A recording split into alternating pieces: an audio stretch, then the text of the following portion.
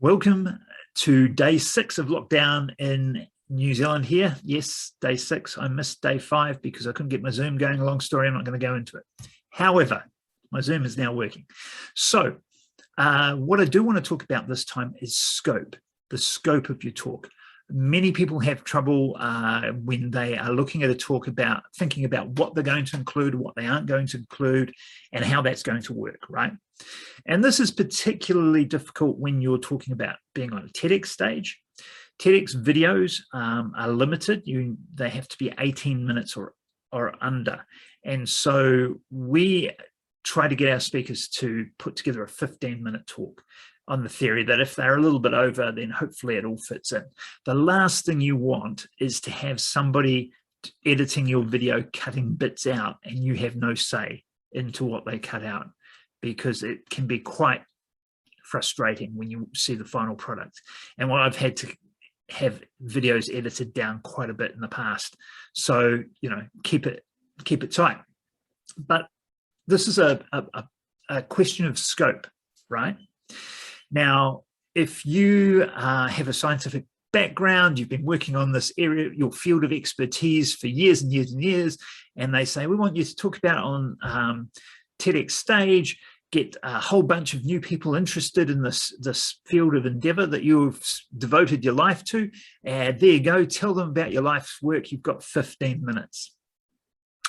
Ouch, that's a hard sell. So how do you do that? Now, I am talking about TEDx here, but it doesn't matter if you're doing a keynote for half an hour or an hour, even 90 minutes. You're not going to get your life's work into that 90 minutes. Sure, you'll get more of it in, but you're not going to get it all in. So this is what I recommend for you. First of all, don't lose the big vision. In fact, that should be probably something you lead in with. You want to paint the big picture, the big vision, the big thing that gets you excited, the thing that makes this all worthwhile, the thing that makes this why you're doing this. For example, if let's say you were talking about colonizing Mars, just pick that out of thin air. Now, you can't give a 15-minute talk about colonizing Mars. It's way too much to cover. The pros, the cons, the steps you've got to do, everything. It's just way too much. So how could you approach it? Well, first of all, I would paint the picture of what the benefit is of having a colony on Mars. Why do we even care? What's the benefit, right? So you'd paint the picture of without Mars and with Mars, and paint that big picture. But then you want, if all your 15-minute talk was the big, airy, fairy ideal of what it'd be like, that's not very compelling either. So you need to do a zoom out and a zoom in. So the zoom out, what's the big picture? What would it look like? And then zoom in on one aspect of the work that's happening. And it should be an aspect that you're passionate about, something you know about, something you're excited about, that'll come across in the talk. But it's also something that hopefully the audience is going to find interesting or exciting too. So you might be talking about the first humans getting to Mars, right? So you might talk about how that journey is going to go, or it might be what the hell's going to happen when they land there. So we have to do pre-work, we're sending robots, they're building habitats, these robots are, and then they're getting supplies dropped there, all robotically done, and then the first humans come, and this is what they're going to have to deal with. And you can probably, and still there's going to be stuff you leave out, and you're going to acknowledge there's a whole lot of stuff you leave out, but you go into detail about one aspect, right? That's just a suggestion. So whether it's a business that you do, so you're talking about the overall goal of what you want the customer experience to be with your product, and then go into one aspect of a problem it solves, or part of a problem, the before, the terrible situation, and then the improved situation once you've solved that problem with your product, whether that's a cause.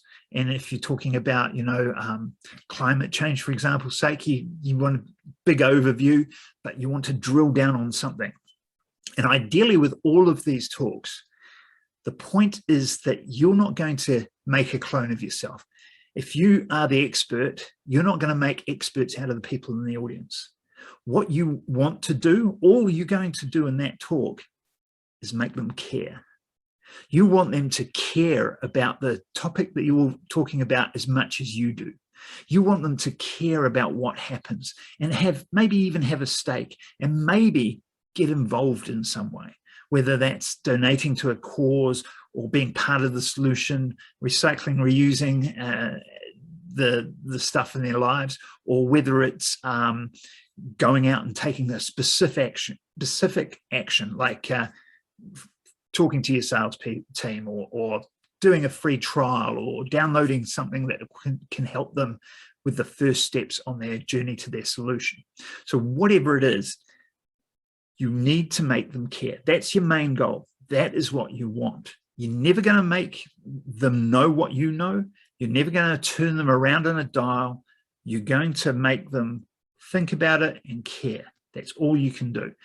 And so, again, just to reiterate, do the big picture, zoom out the big thing so they can get a sense of that and why it's important, and zoom in on one aspect of it and go into a little bit of detail and tell a story about that.